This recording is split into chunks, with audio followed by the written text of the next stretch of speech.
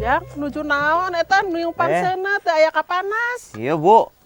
Nungguan sawah, sareng naher cai. Ada Ibu bawa apaan itu? Ini Bawa pekakas. Bukannya nyana. bawa makanan ke sini. Apaan engke urang ada heula di dieu di saung. Oh, gitu. Mau bikin makanan Mohon. apa, Ibu? Urang ada mah angleng. Ayo, Bu. Mohon, mangga. Punten kasadayana, masih bersama Abdi, Banyu di Sumedang, Jawa Barat. Abdi diajak Bunung untuk membuat olahan dari cangkilung dan awi alias rebung bambu. Ternyata Bunung sudah mempersiapkan semua bahannya, jadi Abdi bisa tinggal makan. Maksudnya tinggal masak. Punten. Abdi pernah baca rebung alias bambu muda ini kaya akan selulosa yang cukup tinggi dan jika dikonsumsi bisa berguna untuk merangsang nafsu makan. Tidak hanya itu, rebung juga rendah lemak yang dibutuhkan tubuh untuk mengontrol penyebaran kolesterol jahat. Meskipun rebung ini sudah lembut, tapi masih harus kita rebus sebelum diolah untuk mengurangi rasa pahitnya. Bunung juga sudah mempersiapkan bahan pelengkap kue angleng ini, yaitu kelapa parut. Yang digunakan kelapa yang setengah tua, karena serat hasil parutannya masih lebih lembut. Cita rasa gurih dari kelapa inilah yang akan membuat kue angleng semakin sedap. Bu, udah nih, Bu. Yang hijau-hijau udah bersih sama saya. Entos jang tos Udah? beresih mohon ayeuna mah candak we ka ditu ka nu panci terus dilebetkeun di kulub. Dikulub. Mohon. Direbus, dikulub teh, Bu, ya? Mohon dikulub teh direbus. Ya udah, saya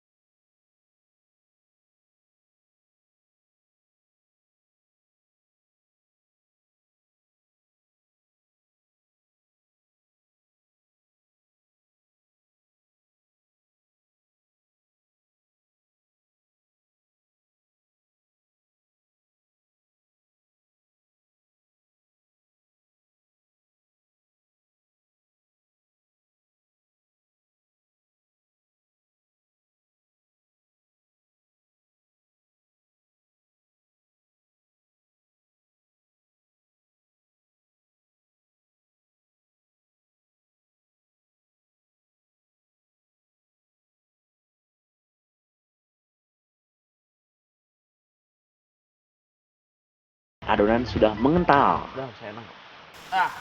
Bu. Mana?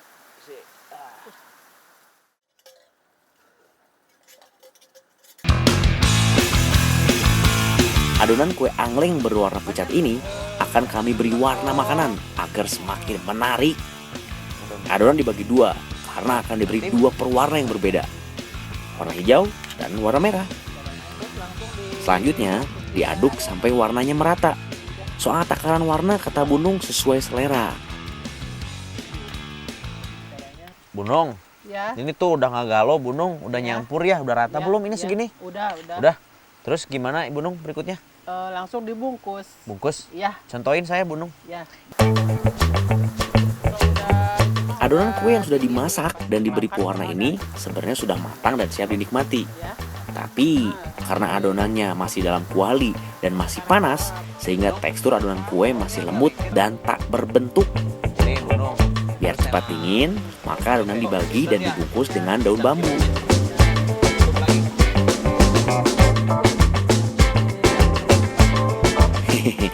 Maaf Bu, kalau bentuk kue angleng buatan Abdi masih jelek. Oh iya, saat dibungkus jangan lupa cangkilung sangrai ditambahkan dan dimasukkan ke dalam adonan daun bambu.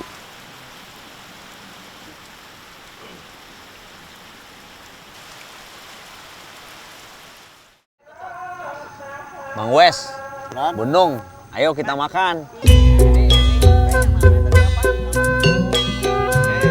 Mangga sedayana orang tuang. Ini kue angleng lembut pisan dan rasanya juga enak euy.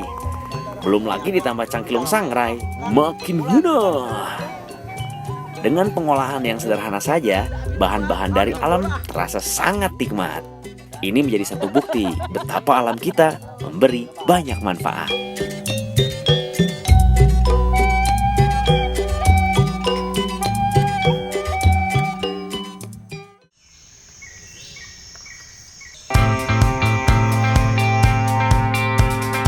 Dari informasi yang pernah Abdi dengar, bambu tidak hanya dimanfaatkan sebagai bahan bangunan dan kerajinan, tapi juga bisa diolah jadi masakan. Kalau begitu, Abdi mau cari saja Mang Uwes, seorang petani yang ahli dunia perbambuan di Kelurahan Cipamengpeuk, Sumedang Selatan.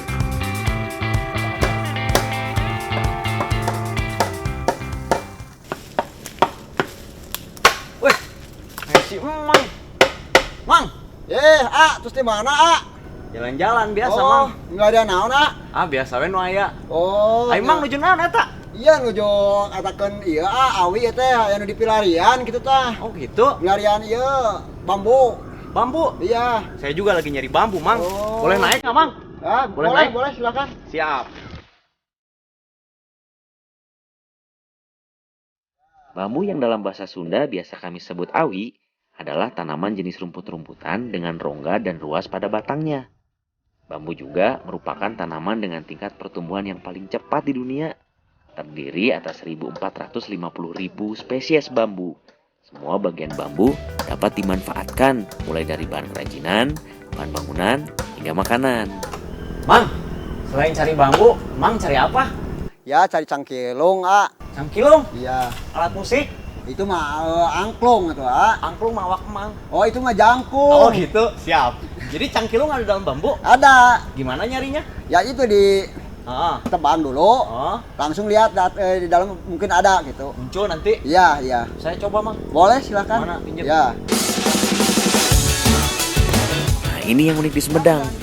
Di musim penghujan awal hingga pertengahan tahun, biasanya warga mulai berburu cangkilung. Apa itu? Cangkilung ternyata tidak lain dan tidak bukan sebutan untuk jenis ulat bambu yang merupakan bagian dari metamorfosis ngengat yang dikenal sebagai pengebor kayu.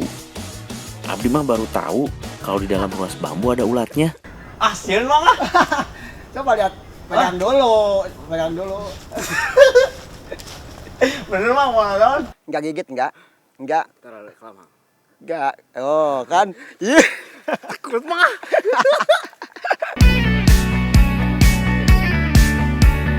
Ingat-ingat ya, ruas bambu yang ada cangkilung biasanya berukuran pendek dengan ruas bagian bawahnya ada lubang sebagai tempat masuk ulat.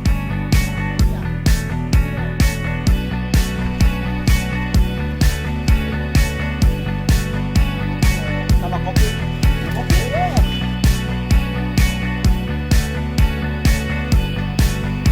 Selain mencari cangkilung, kami juga mengambil iwung alias rebung.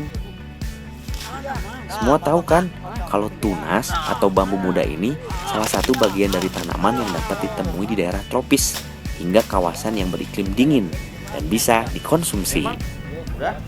Kalau mengambil rebung, ya sama seperti cangkilung. Kudu hati-hati, jangan sampai bulunya kena kulit. Lumayan, bisa bikin garuk-garuk, Gitu kan dibersihan deui kayak. Ya. Ayo, Mak. Ayo, Berangkat. Ayo, siap. Berala iya barudak.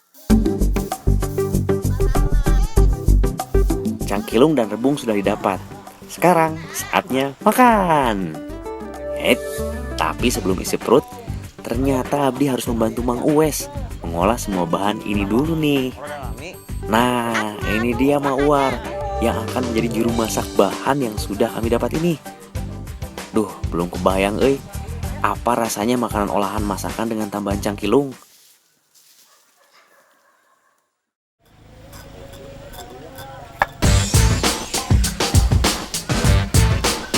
Kami akan membuat sayur asam kuning iwung dan cangkilung.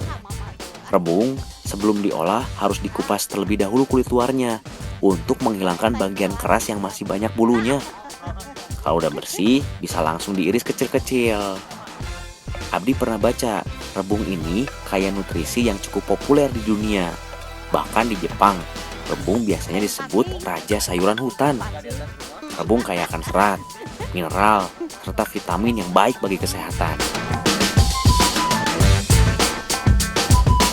Kalau masak tentu saja harus ada bumbu biar makin sedap. Mak Uwar sudah menyiapkan kemiri lada yang digiling halus.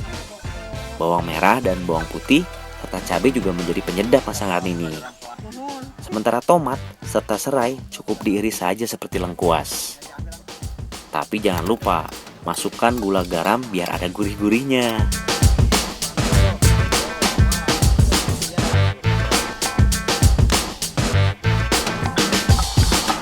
Rebung yang sudah Abdi iris tinggal direbus saja.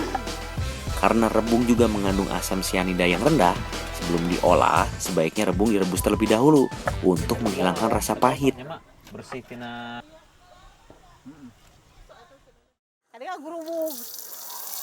Yuk. Langsung.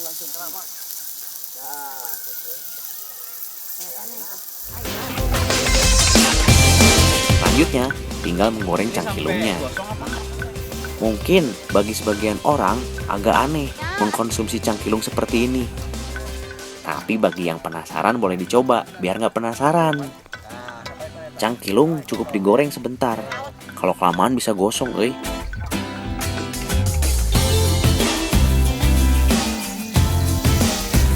Kalau sudah begini, kita lanjut menumis bumbu sampai harum.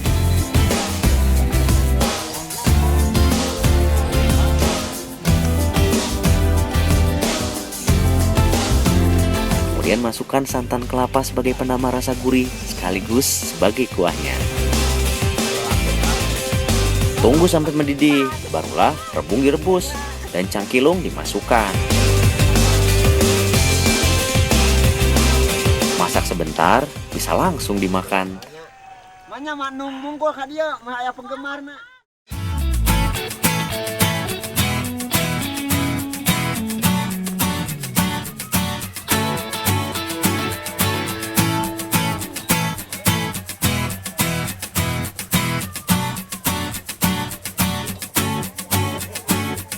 Jangan tanya soal rasa sayur cangkilung asam pedas dari Sumedang ini.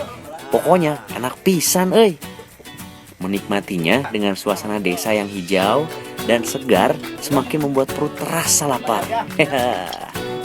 Karena alam senantiasa memberi banyak manfaat, kita cukup menjaga dan melestarikannya.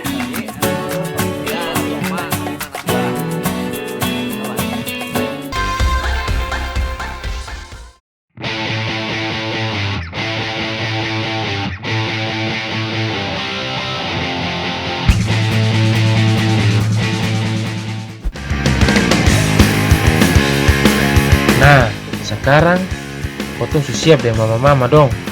Potong mau masak tumis puang pupu ala vakum nasi. Desa Vatum Nasi sendiri terletak di lereng Gunung Mutis di Kabupaten Timur Tengah Selatan, Pulau Timur, Nusa Tenggara Timur, dengan ketinggian 1150 di atas permukaan laut. Soal udara, aduh, Tuhane, jantannya lai, terlalu dingin.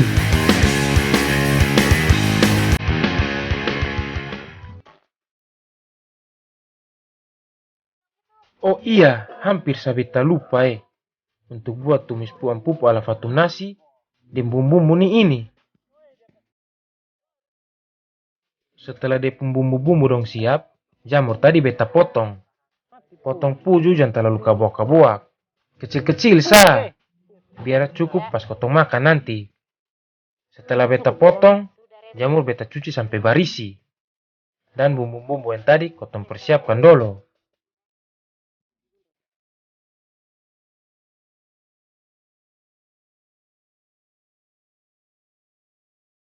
Lalu kotong tumis. Tumis sampai baunya harum. Sedikit ya mama. Iya bisa, enak. Ram sih rolo ini. Jamur yang kotong cuci tadi, kotong peras sampai son ada air lagi.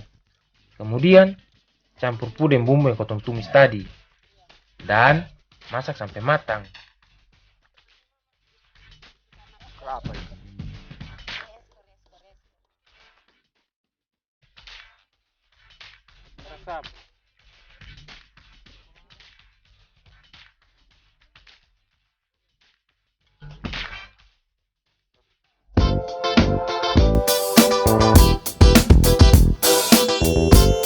Aduh, pung enak lai.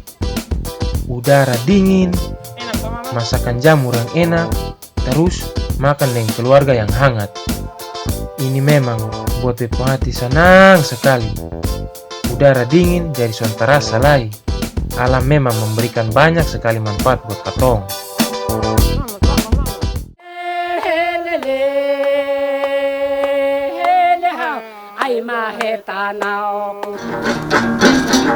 Ini nih, kotong punya penyemangat untuk kotong pipa cari lebah di hutan. Madu nih salah satu hasil andalan desa Fatum Nasi. Madu-madu di desa Fatum Nasi ini dihasilkan oleh lebah-lebah liar di dalam hutan sana. Semua tentang madu atau oni dalam bahasa Timor di desa ini diatur dengan adat, termasuk cara katong ambil dompu madu. Pertama, katong harus berdoa di tanah batu dulu, memohon bantuan kepada yang kuasa dan leluhur tanah Fatum Nasi supaya diberi keselamatan dalam memanen madu.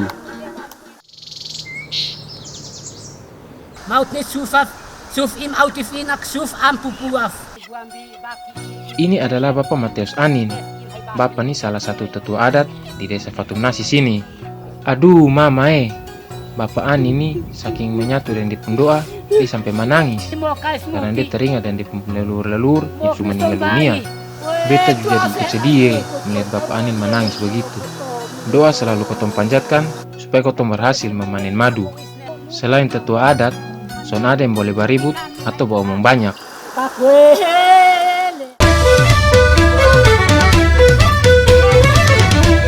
Nah, sekarang waktunya kotong potong ayam. Selain untuk simbol adat, ayam atau manu dalam bahasa Timor harus didoakan oleh Bapak Anin dolo. Setelah orang-orang dong lengkap, kotong semua makan sirip pinang dolo. Itu sebagai tanda penghormatan terhadap leluhur dong. Habis itu, kotong makan ayam dan nasi sampai habis. Kalau sudah habis, baru kotong semua boleh meneruskan perjalanan untuk piame madu. Pule sakalwa anyohit pahamahit ni. Saya boleh naik ke atas? Ya, saya betuin. Tapi itu ini artinya apa? Ya, naik ikut. Naik ikut. Ya. Mas betul naik. Ya, anjal. Di Fatum Nasi sini, sarang lebarong tergantung di pohon-pohon yang tinggi. Ai, pantas untuk ame madu, kotong soalnya bisa pisah sendiri. Kotong harus rame-rame. Karena semua harus bekerja sama melakukan banyak hal, banyak bagian dalam memanen madu. Ada yang buat tangga, ada yang buat kumpulan daun ampupu untuk mengusir lebah dari sarangnya. Dan ada juga yang menyanyi-menyanyi dan memberi petunjuk. Pokoknya semua tuh ada di bagian masing-masing. Setelah tangga selesai kotong buat, kumpulan daun ampupu tar tuh kotong bakar biar bisa usirin lebah-lebah dong. Yang naik nanti hanya satu orang soalnya di atas sana ada cukup tempat untuk banyak orang. Ini bapak semua naik ambil madu nih.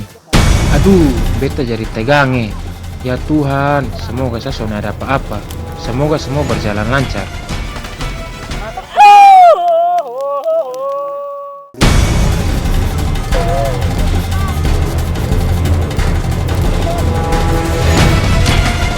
Aduh mama itu lebah harus karena usir. Aduh, ini lebah harus bertahambur kiri kanan sani.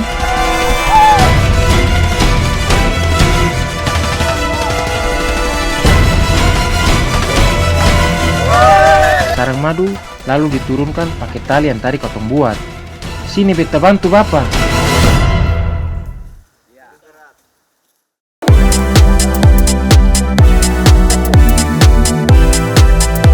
Awi, ini madu pun banyak lai.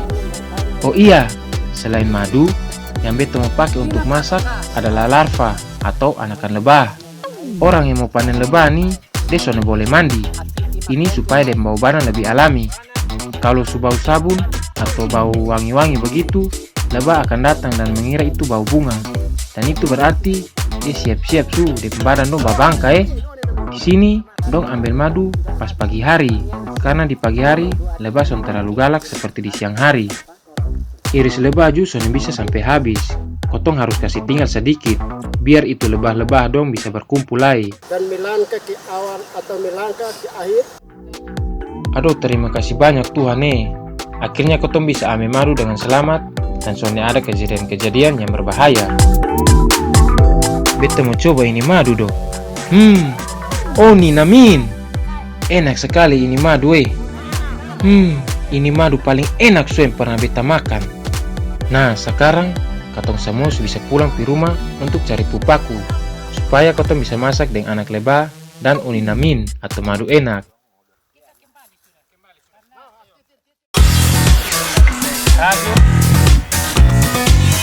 Nah sekarang saatnya katong memasak lagi sama-sama mama dan kakak Lodi lagi. Ini dia bahan-bahan untuk memasak.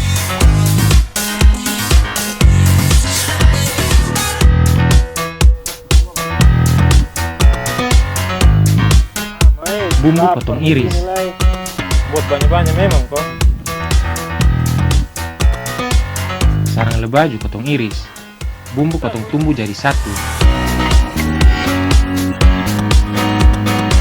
Jangan lupa pupaku juga disiapkan.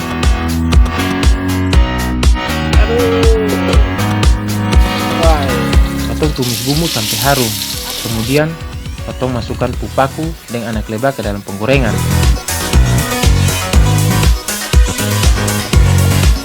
Potong campur madu sedikit biar tambah enak toh. Beta coba sedikit doh. Aduh mama pung enak lai. Memang alam selalu kasih berkah yang banyak untuk kita semua. Jamur lebah masak madu siap potong makan.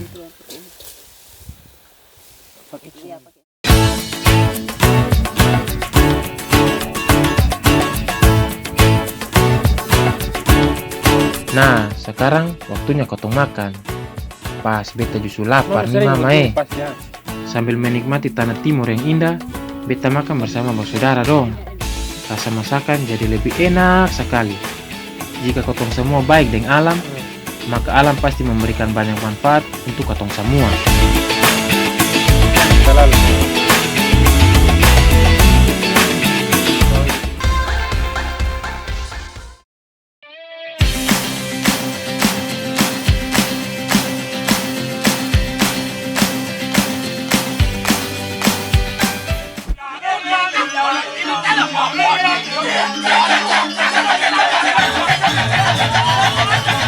Musim panas begini adalah saat yang tepat untuk memanen lebah atau nyawan dalam bahasa Balinya. Walau ini bukanlah nyawan yang membangun sarangnya di alam liar seperti di tebing atau pohon di tengah hutan, tetapi nyawan di desa Tenganan Dau Tukat, Karangasem, Bali ini terkenal cukup ganas. Ya, ini yang sudah berisi. Saya ngukur tuh Pak. Di luarnya sudah ada, di dalamnya pasti ada madunya. Oh gitu, soalnya banyak sekali itu ada nyawannya loh. Iya. Akhirnya kami menemukan kotak yang berisi nyawan. Di desa Tenganan Dau Tukat ini, sarang nyawan bisa terbuat dari triplek atau bambu. Dibiarkan tergantung di atas pohon dengan diberi aroma bunga untuk memancing nyawan datang ke sarang.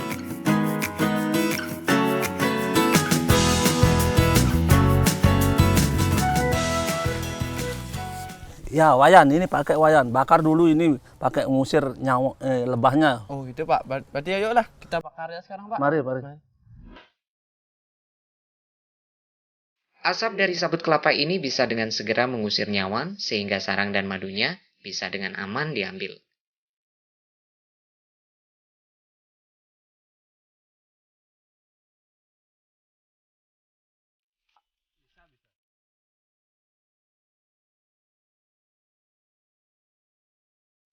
Mengambilnya pun harus sangat hati-hati. Jangan sampai membuat gerakan yang tiba-tiba atau mengejutkan.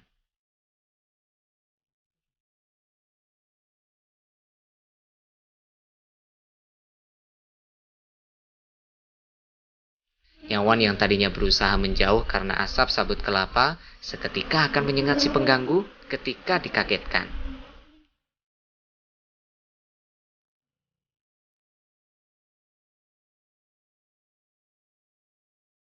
Pelan-pelan Pak Nyoman, ini tiang beri asap biar lebahnya menjauh.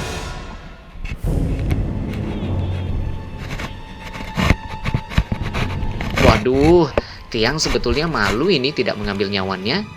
Tetapi, apa boleh buat, dalam keluarga tiang ada sejarah alergi terhadap nyawan. Jadi, bisa berakibat cukup fatal jika tersengat nyawan. Nah, ini dia sarang nyawannya. Madunya cukup banyak, dan kita akan mengambil si anak nyawan.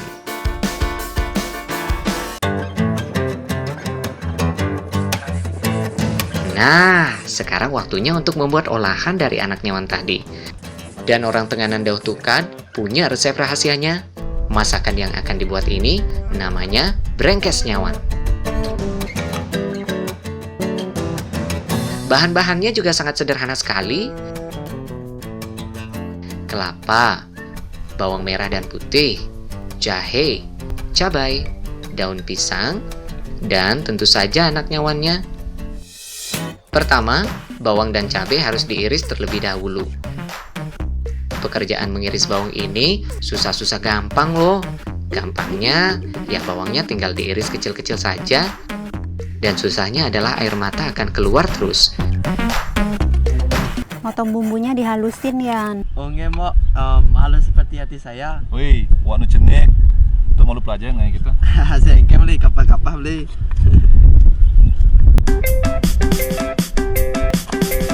Bumbu diiris sampai benar-benar halus.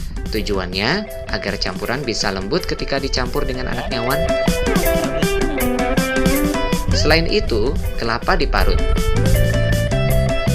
Rasa sedikit asin pada kelapa bisa menambah rasa gurih pada masakan. Setelah semua bumbu tiang haluskan, maka sekarang saatnya membuat api. Alat yang paling tepat untuk memasak brengkes adalah tungku dengan kayu bakar. Ini agar matangnya merata dan sempurna.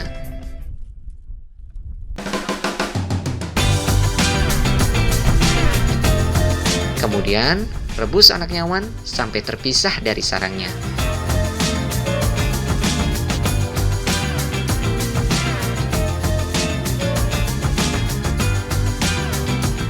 Dan setelah nyawan matang dan terpisah dari sarangnya, nyawan dicampur dengan bumbu-bumbu yang dihaluskan tadi. Diaduk sampai rata. Lalu bungkus dengan daun pisang.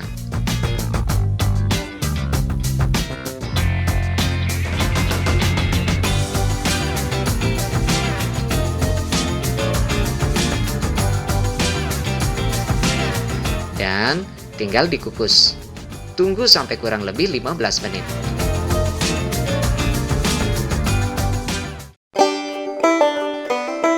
Jadi deh, brengkes lezat ala Tenganan Dauh Tukad. Ngiring ajang. Akhirnya kita makan juga. Sebetulnya tiang sudah tidak tahan laparnya sejak memasak tadi. Dan sekarang rasa lapar tiang terbayar sudah dengan kelezatan brengkes nyawan ini. Dan bergizi.